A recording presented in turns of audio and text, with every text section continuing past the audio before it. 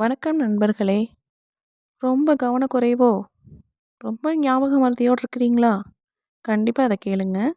ஒரு ஊர்ல ஒரு செல்வந்தர் இருந்தாராம். அவருக்கு ஒரு நண்பர் இருந்தாரு. அவர் பேனா வைக்கும் இடத்த அடிக்கடி மறந்துருவாரு. இதனால விலை மலிவா நிறைய பேனா வாங்கி அதையும் தொலைச்சிருவாரு. இவரோட இந்த கவனக்குறைவ நினைச்சு ரொம்ப வருத்தப்பட்டாரு. அப்போதான் அவரோட ஃப்ரெண்ட் இருக்காரு இல்லையா செல்வந்தர், அவரு ஒரு ஐடியா குடுக்குறாரு இவருக்கு.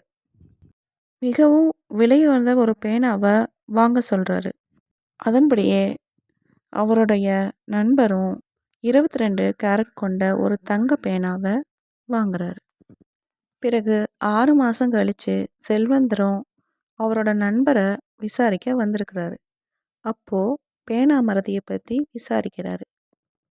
தங்க பேனாவ நான் ரொம்ப பாதுகாப்பா வச்சுட்டு வரேன். இதனால எனக்கும் நிறைய முன்னேற்றம் கிடைச்சிருக்குது. உன்னோட ஐடியா ரொம்ப நல்ல விதமா செயல்பட்டுருக்குது. நன்றி அப்படின்னு சொல்றாரு.